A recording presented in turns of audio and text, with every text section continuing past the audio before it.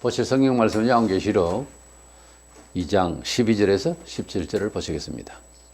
버가모 교회의 사제에게 편지하라. 좌우에 날선 검을 가지신 네가 이르시되 네가 어디에 사는지를 내가 아노니 거기는 사탄의 권자가 있는 데라. 내가 내 이름을 굳게 잡아서 내 충성된 정인 안디바가 너희 가운데 곧 사탄이 사는 곳에서 죽임을 당할 때에도 나를 믿는 믿음을 저버리지 아니하였도다. 그러나 내게 두어 가지 책망할 것이 있나니 거기 내게 발람의 교훈을 지키는 자들이 있도다. 발람이 발락을 가르쳐 이스라엘 자손 앞에 걸림돌을 놓아 우상의 제물을 먹게 하였고 또 행음하게 하였느니라. 이와 같이 내게도 디골라 땅의 교훈을 지키는 자들이 있도다. 그러므로 회개하라. 그리하지 않으면 내가 내게 속히 가서 내 입의 검을 거들과 싸우리라. 귀 있는 자는 성령이 교회들에게 하시는 말씀을 들을지어다. 이는 그에게는 내가 감추었던 만나를 주고 또 흰 돌을 줄 터인데 그 돌 위에 새 이름을 기록한 것이 있나니 받는 자밖에는 그 이름을 알 사람이 없느니라. 아멘. 소아시아 지방의 7교회 선택 중에서 버가모 교회에 대해서 말씀을 나누고자 합니다. 버가모는 소아시아 서북쪽 해발 300m 위에 그러나 상당히 문화가 번창한 곳이었다고 합니다. 이곳에는 물질 문화가 번영하게 되면 꼭 보면 종교적으로 타락을 하는 성향이 있습니다. 어쨌든 여기에는 제우스 신전을 비롯해서 여러 우상들이 신전들이 있었던 곳입니다. 그런 곳에서 교회가 선다고 하는 것은 축복이자 또한 많은 핍박이 감수되어야 되는 조건적인 영적인 이유가 있습니다. 먼저 이 버가모 교회에 대한 상황을 살펴보면은 순교의 역사가 있었던 정말 전통이 있는 교회였는데 지금은 변질이 되어 있었다는 것이 큰 안타까움입니다. 버가모 교회는 안티바라고 하는 형제가 거기서 순교하기까지 하면서도 신앙의 절개를 지켰던 좋은 교회였다는 소문이 있었습니다. 그리고 그런 역사를 가진 이 교회가 오늘날 인간적으로 타락해서 변질이 되어 있는 교회라고 하는 사실입니다. 여기에 주님께서 나타나신 모습은 12절에 버가모 교회의 사제에게 편지하라. 좌우에 날선 검을 가지신 이가 이르시되 그랬어요. 좌우에 날선 검을 가지셨다고 하는 말씀은 지금 우리가 문자 들어갈 것 같으면 신구약 성경 말씀을 말합니다. 그러니까 예리한 판단력을 가지신 예수님이 나타나셨다 하는 뜻이죠. 그래서 이 교회가 지금 흐려지고 불분명하고 진리에서 뭔가 혼탁된 성격의 교회가 되어 있다 이 말이에요. 여기에서 예리한 검을 가지고서 판단하겠다라고 나타나신 예수님은 뭔가 지금 혼란스러워져 있고 인간적으로 되어 있다 이런 뜻입니다. 그래서 하나님의 뜻대로 이 교회를 살피겠다는 주님의 모습을 보게 됩니다. 본문 13절에 네가 어디에 사는지를 내가 아노니 거기는 사탄의 권자가 있는 데라. 네가 내 이름을 굳게 잡아서 내 충성된 정인 안티바가 너희 가운데 곧 사탄이 사는 곳에서 죽임을 당할 때에도 나를 믿는 믿음을 저버리지 아니하였도다. 그렇습니다. 이 안티바가 거기에서 순교를 당할 때에도 믿음을 저버리지 않았던 교회였다고 하는 칭찬과 아울러 지금 이들이 있는 곳이 곧 사탄의 위가 있다. 사탄의 권세가 있다. 그곳에는 사탄이 역사하는 그런 많은 우상 신전들이 가득했고 그리고 그 세력이 강했던 문화의 도시였습니다.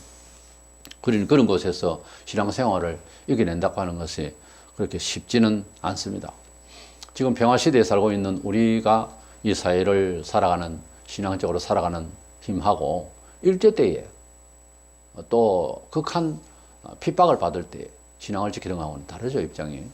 그리고 우리나라 어디나 개척교회를 하든지 교회를 섬기는 곳마다 다 불교가 먼저 들어왔기 때문에 불교가 강한 그런 나라입니다. 그런데 지역마다 좀 차이는 있어요. 불교가 강하게 많이 또 미신이 많이 또 백성들의 마음을 붙들고 있는 곳에서 교회를 형성해 나가는 과정에 상당히 힘든 것을 볼 수 있습니다.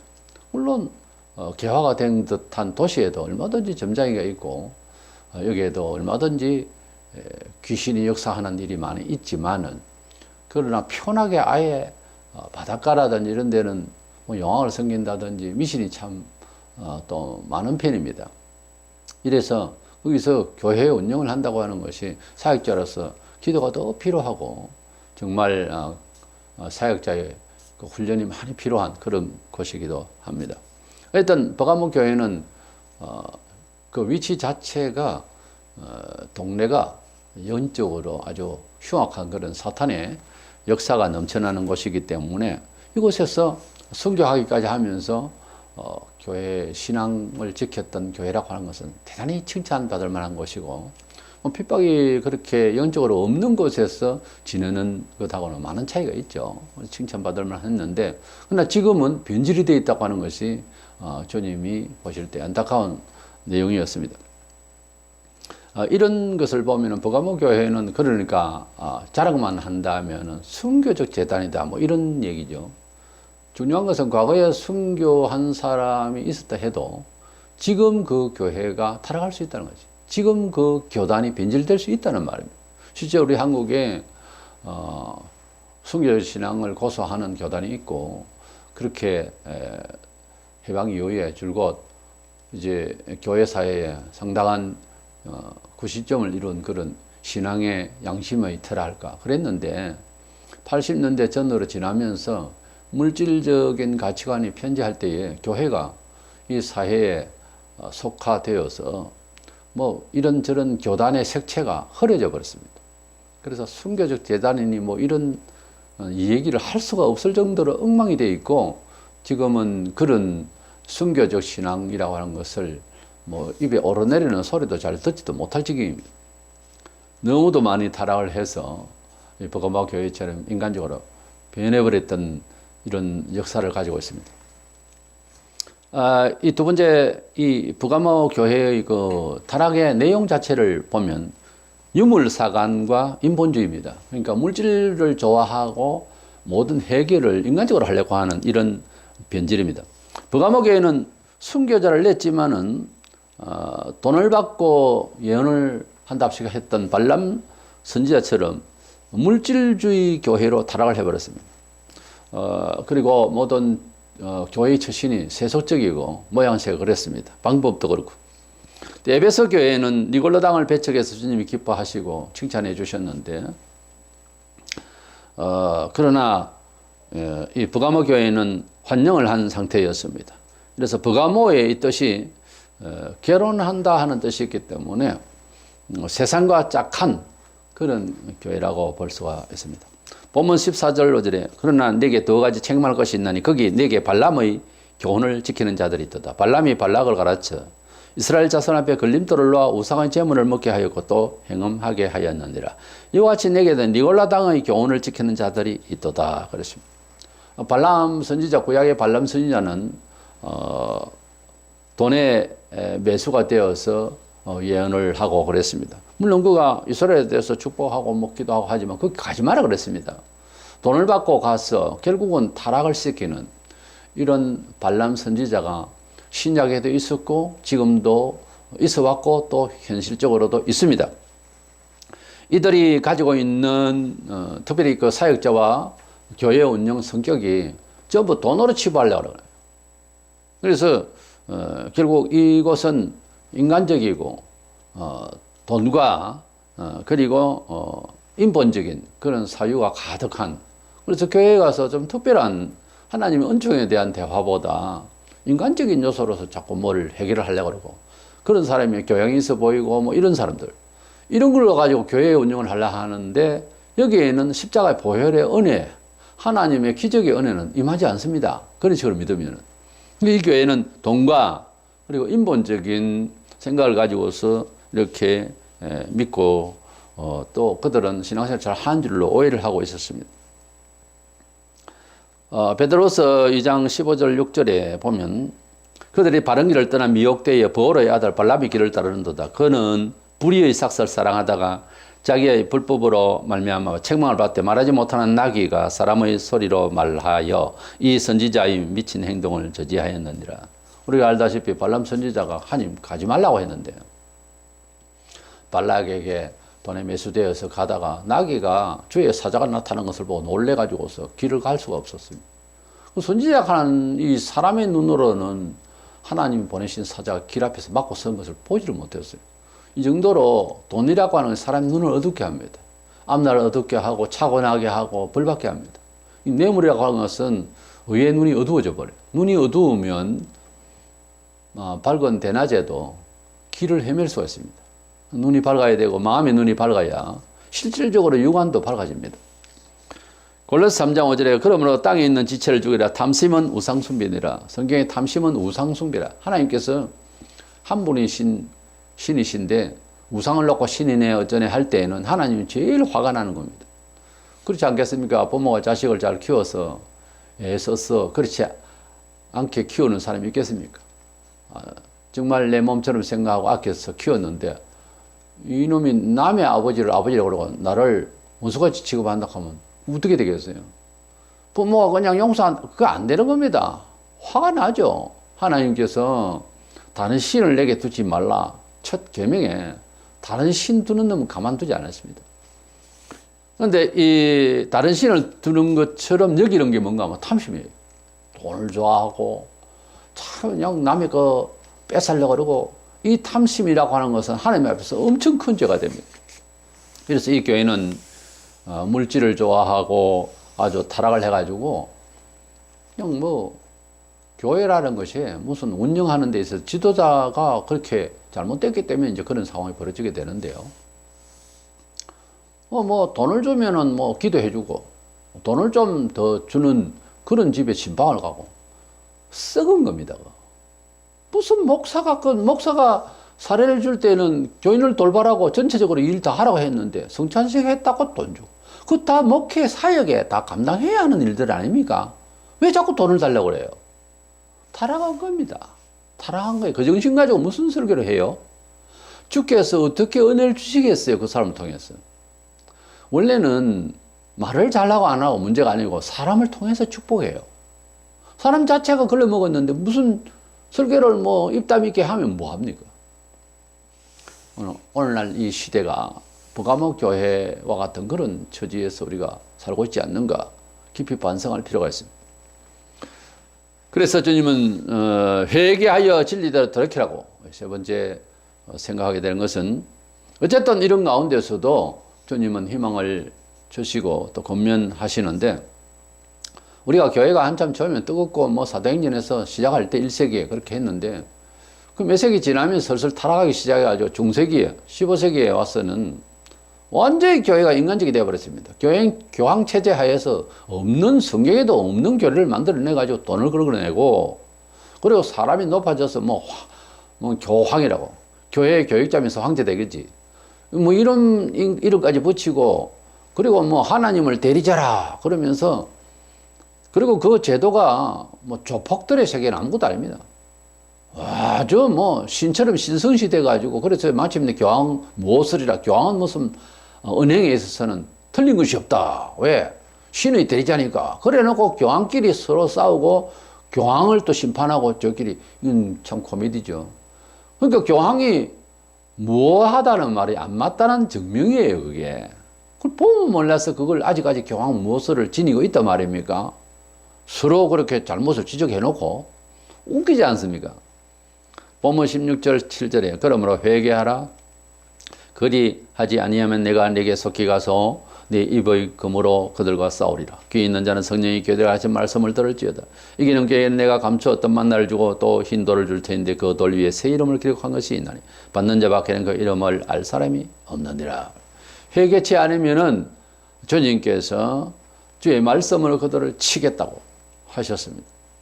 앞서 말씀드린 중세기의 그 교회가 잘못됐을 때 하나님께서 썰어버린 것이 아니라 회개시키기 위해서 루트를 이렇게 씌우시고 존 칼빈을 통해서 법학을 한 존 칼빈을 통해서 자세하게 성경을 이제 신학적으로 정돈할 수 있도록 은사를 주셔서 오늘날 소위 개신교, 기독교가 다시 재생이 된 것입니다. 그런데 종교개혁은 곧 우리 개인에게 신앙의 회복을 말합니다. 이 교회의 개혁운동은 내용 발판이 성경 진리대로 돌아가겠다는 마음입니다.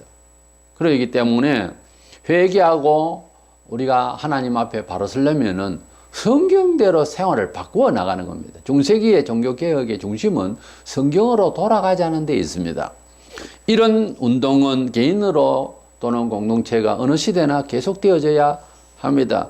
이것은 하나님께서 원하시는 우리의 연약함을 통해서 자꾸만 어그러지고 더러워지고 부패해가는 우리 심령을 새롭게 변화시키시는 기술이요, 근거요, 또 하나님께서 주시는 묘약입니다. 바로 진리로 돌이키는 데 있습니다.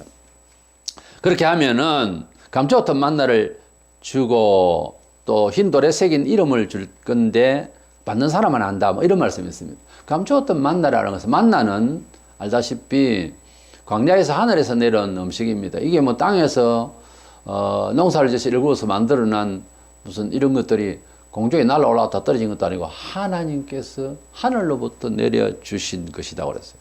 그걸 그냥 읽으면 안 됩니다. 하늘에서 무슨 음식이 떨어졌지? 이런 생각 안 해보세요? 그 하늘에 떨어지는 것보다, 비 오듯이 왔는 것보다, 비가 어떻게 내려오는 것은 과학적으로 증명이라도 할 수 있어요. 수증기 올라가서 그것이 알갱이들이 모여서 비가 떨어졌다, 뭐 이렇게는 되는데, 음식이 어디서 내려오는 얘기예요? 음식이 어떻게 하늘에서 내려옵니까? 누가 뭐 음식을 공중에다 올려놨다가 떨어졌어요? 하나님께서는 만나라고 하는 음식을 하늘에서 떨어 주셨는데, 매일 가서 그것을 일용할 양식이라고, 매일 가서 이제 걷어서 와서 구워 먹기도 하고 이렇게 먹었는데, 긴 콩만한 그런 이제 이런 콩 이만한 그런 완두콩같이 이렇게 긴 그런 것이었는데, 어떻게 보면 과자 같기도 하고 자관 그것으로 음식으로 했는데, 이름 붙이기를 만나라고 하는 이 이름은 What is this? 이게 뭐지? 그러니까 끝까지 감동만 받았지 이름을 지을 수가 없는 거였어요. 근데 그것을 자그마치 40년 동안 먹었어요. 광야에서. 하늘에서 주는 음식을. 하늘에서 주시는 음식이 하나님께서 선조에게 예언하신 대로 가나안 땅에 가서 이제 거기서 나는 곡물을 먹자, 그 만나는 하늘에서 떨어지는 음식이 없어졌어요. 이 음식에 대해서 과학적으로 뭐 그거는 철학이 아니잖아요. 실제 먹고 지내야 하는 음식이잖아요. 이것을 아무도 연구할 수 없어요. 어디서 왔는지. 하늘에서 왔어요, 그냥. 하나님께서 내려주시는 이 공급하신 일용할 양식. 말하자면은 하나님께서 사람에게 먹고 살 수 있도록 경제를 부여하신, 경제를 이제 먹는 것으로 일축하자면은 부여하신 것을 사람이 연구를 하거나 이렇게 할 수가 없다는 거죠. 그리고 어떤 사람 욕심이 있어가지고 2배로 걷어왔더니 그 하루만 먹을 것만 하고 그 다음 거는 썩어버리는 그런 것을 경험을 했어요. 그러니까 하나님이 주신 것을 통해서 먹어라. 그 이상 탐심을 내지 마라. 이런 뜻이고, 음식은 하늘로부터 내려온다. 광야 같은 세상 살 때 그런 뜻이 있죠. 근데 그 음식이 하나님의 은총이요, 하나님의 기적이요, 하나님의 보호요, 하나님의 사랑이요, 하나님의 능력입니다. 그 사람이 어떻게 추정을 할 수가 없어요. 이와 같이 회개하고 돌이키면, 그렇게 성경대로 안 살고 버가모처럼 세상과 짝하여 살다가 지금 지적받고 있는데, 회개하고 돌이킨다는 것은 하나님께로 돌아오는 것을 말하고 하나님 말씀대로 살려고 하는 겁니다. 하나님 말씀대로 살면서 장사하고 직장 가지고 일하고 이렇게 살다 보면은 하나님께서 도와주셔서 되어지는 일을 보게 된다, 그 말입니다.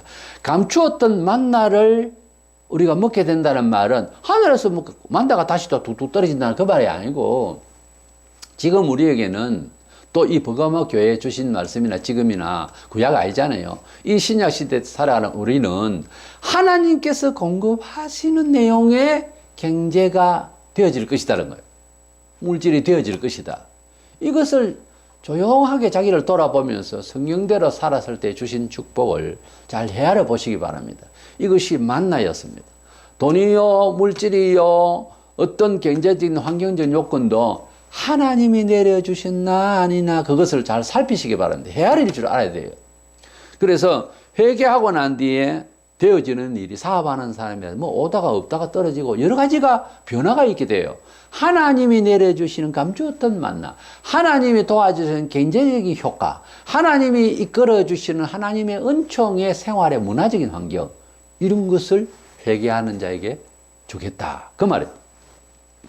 그리고 흰 돌을 줄 터인데 그 돌 위에 새 이름을 기록한 것이 있는데 받는 자밖에 모른다. 이 말은 그때 당시에 경주를 하고 이제 1등을 하고 이렇게 승리자에게 하얀 돌에다가 이름 새기고 하얀 돌을 이렇게 승리자의 표시로서 원래 성경의 흰 돌은 흰 색깔은 성결과 그리고 의와 승리 이런 뜻이 있습니다. 뜻은 마귀에게도 적용을 할 때도 있습니다만 적그리스도가 백마탄자가 일단 이 하얀 돌은 승리를 말하고요. 승리를 말하고 1등 했다. 승리했다. 그렇게 승리한 사람에게 이름을 주는데 새 이름을 준다는 말은 세상에서 속한 내 정체가 아니고 새로운 정체의 사람으로 봐준다는 뜻이죠. 그러니까 이 돌에다가 이름을 새겨주는데 받는 자밖에 모른다. 이 말은 인생 살아가면서 인생을 승리하는 쾌감, 즐거움, 하나님이 주신 성공, 하나님이 주시는 승리의 쾌감, 영원히 즐거운 것을 세상 사람은 보여주려고 해도 모르고 나만 안다는 거죠. 내 속에 있는 하나님이 나를 세상에서 승리케 하신 만족, 그것은 세상이 공유할 수 있는 성격이 아니라는 거지. 단지 생활로 통해서 유쾌하게 살아가고 감사하며 살아가고 잘 살아가는 모습을 통해서 조금 보여줘도 그 이름을 새겼다. 새 이름이나 새 정체성을 말해요. 새 존재. 나의 새 존재로 하나님 허락하시고 새롭게 해주신 삶의 현장과 그것을 바라보고 있는 나의 느낌과 내 영혼의 즐거움을 불신자는 모른다는 거죠. 알 길이 없어요. 그것을 배우려고 해도 모양새를 몰라요. 이래서 내 인생 승리를 새로운 이름, 그러니까 새로운 존재, 이름은 그 사람 자체이잖아요. 그 인격, 그 인생, 그것이 완전 달라지는데 그 달라짐을 자기만 안다는 거예요. 그래서 하나님께서 생활 좋아지게 하시고 영혼의 유쾌함과 영혼의 변화를 주시는 은총, 이것은 회개 후에 일어납니다. 누구나 생활력이 좋아지고 누구나 영혼의 새로운 존재 감각 때문에 아주 전에 없는 기쁨이 내 영혼이 즐거워하는 유쾌하게 되는 그것을 이제 받게 되는 거죠. 하나는 새로워지는 거다. 새 이름, 새 존재, 새 나가 된다는 거죠. 이제 돌에 대한 성경의 의미가 좀 있는데 베드로전서 2장 4절에 보면 산돌이신 예수님을 우리가 산돌이라 그렇게 표현하게 되는데 예수님은 말씀의 교훈을 하시면서 내가 너희에게 일러준 말대로 살면은 반석 위에 집을 짓는 사람과 같아. 그런 말씀을 하셨어요. 그래서 예수님의 말씀, 성경 진리는 집을 세우기 위해서 모래 위에 기둥을 박아서 지어 놓으면은 풍랑이 일고 물이 오면은 쓰러집니다. 그러나 반석 위에 집을 지으면은 그 반석이 단단하기 때문에 집이 무너지지 아니하고 곳곳이 서 있겠죠. 그래서 우리 인생에 집을 짓고 우리 인생에 살아가는 모든 과정의 선택과 설계에 예수의 사상이 기초한 반석이 된다면 든든할 것이라는 거죠. 그래서 예수님은 우리의 삶 속에 산돌이신 예수가 되는 겁니다. 마태복음 7장 24절에 나의 이 말을 듣고 행하는 자는 그 집을 반석 위에 지은 자라고 그랬어요. 그래서 주님의 말씀대로 산다는 것은 진리대로 사는 것이고 진리대로 사는 그 마음이 반석이 되어서 그래서 진리대로 살아가는 그 사상이 삶의 반석이 되니까 이것은 신앙심을 말하는 거예요. 그래서 진리를 나의 삶의 기초로 삼고 사는 자에게 하신 말씀이 바로 그 진리의 사상 자체, 그 사유하는 자체, 그 목표하는 모든 목적성이 다 뭔가 하면 반석이 돼 있다. 인생에 든든히 삶의 집을 건축해 나가는 아주 든든한 기초가 된다. 그래서 사람을 만나고 우리가 평가를 할 때 아주 성경이 자기의 처세의 인생관에 아주 굳게 돼 있는 사람은 든든해요. 뭘 해도 성공적이 될 것이다. 이렇게 목사는 믿어지는 겁니다. 그런데 성경보다 간사하게 다른 합리적인 이야기를 하고 세상도 다 그러니까 이 정도에서는 자꾸 그렇게 나가는 사람은 불안해요. 지금 좀 잘 돼 있는 것 같은 나중에 깨어지는 수가 막 100%입니다. 그래서 하나님 말씀대로 잘 살려고 하는 사람 지금은 좀 힘들어 보여도 나중에 든든해요. 인생을 건진다고 말이에요.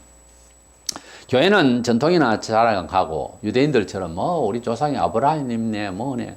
예수님께서 아브라함의 후손이면 아브라함의 믿음을 행사를 하든가 그것도 저것도 안 하면서 자랑만 하고 외식하고 악하고 거짓말하고 성전은 강도의 굴레를 만들고 그 모양으로 살았습니다. 오늘날도 어떻습니까? 이 물질 만능 시대, 이거 동성으로 그렇게 말하는 이런 시대에 교회도 벌써 세속화되어서 무슨 순교의 재단이니 아주 우리는 신앙이 깊은 조상을 두었느니 우리 교단은 특별하니 우리는 무슨 교단이니 해도요 다 타락을 해가지고 지금 물질을 좋아하고 인간적으로 해결 다 해버리고 꼭 버가모 교회처럼 지금 닮아있어요. 이렇게 물질적이고 인간적으로 변질된 이런 상황에서 우리가 회개치 않으면은 말씀의 칼로서 말씀 자체가 심판한다고 하나님의 진리 때 그대로 심판이 오고야 말 것입니다. 이래서 사필 규정이라고 정한 대로 돌아가야 돼 있어요. 사람이 거기에서 간섭 안 해도.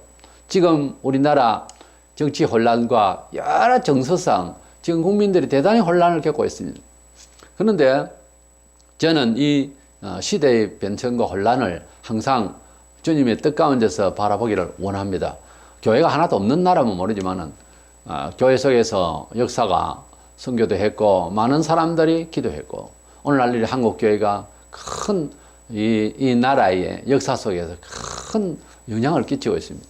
그만큼 은총을 받기도 하고 했는데 교회가 너무 타락하고 너무 인간적이 되니까 세상이 이제 악을 부리기를 마귀가 지금 상당히 전체적으로 혼란을 갖고 이제 우리를 미혹하고 괴롭히고 있는 겁니다. 이때에 교회가 회개치 않으면은 멸망받을 수밖에 없어요. 이미 지금 거의 그반 다 죽었어요. 쓰러져 있기 때문에 우리가 노아 8 식구가 구원받듯이 자기 식구부터 챙길 줄 알고 믿음으로 잘 살려고 하는 운동이 일어나지 않으면은 완전 멸절됩니다. 일본이라는 나라도 과거에는 굉장히 기독교가 번창한 때가 있었어요. 우리가 타락을 하면 역사 속에 묻히면은요, 한국에 그런 때가 있었나 할 정도로 사라질 수 있습니다. 이런 때일수록 우리 개인이 회개하고 돌이켜서 하나님의 말씀대로 다시 이제 회개하고 주님의 말씀대로 살렸고 주님께로 더 간절히 가까이 갈 수 있는 저와 여러분이 되셔서 버가모 교회처럼 이렇게 변질돼서 안타까운 소리를 안 듣도록 중심으로 우리 주님을 사모하는 저와 여러분 되시기를 축원합니다.